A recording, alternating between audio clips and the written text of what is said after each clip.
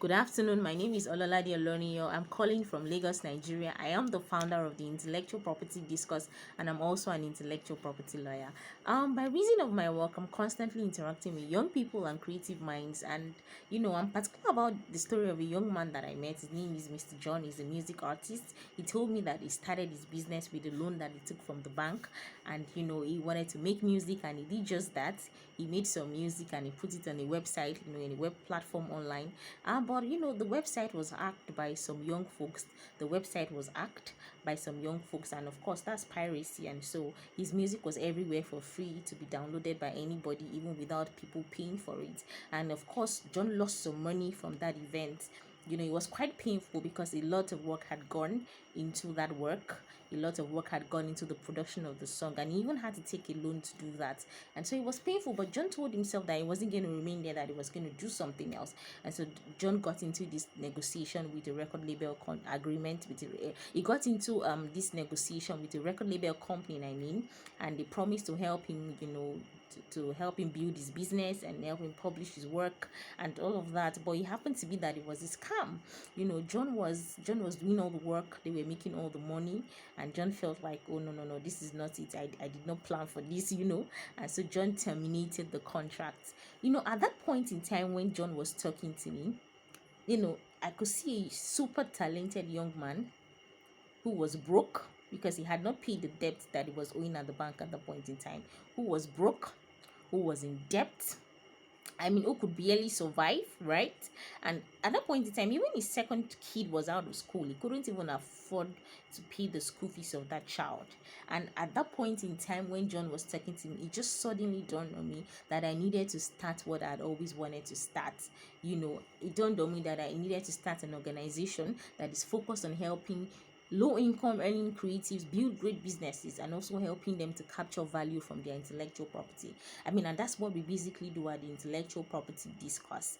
I'm passionate about what we do, and every time we educate and empower creatives, it gives me so much joy and so much pleasure, because I know that creatives are full of potential, and if they're empowered, they will be able to provide opportunities for other younger talent, which in return encourages economic growth and industry innovation, and encourage industry innovation. So as I started this organization, I realized that I needed to build a sustainable profit model, right, that will help us to, cover our expenses and also multiply the impact that we are making. I also realized that I needed practical knowledge, expert resources, and, tools to help me grow and multiply the vision that I have. And that is why I'm applying to be a part of the Yunus and Youth Global Fellowship Program. I know that I will have access to all the resources that I need. I know that having access to the Yunus and Global Fellowship Program is going to give me the opportunity to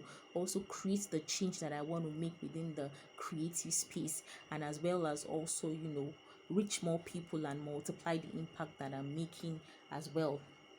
If I'm given an opportunity to be a part of the Yunus and Youth Global Fellowship Program, I would make it a priority to collaborate, invest, and partner with other social businesses within the space, either financially or educationally, so that they can reach more people, multiply their impact, and also change the living conditions of other people within their local environment.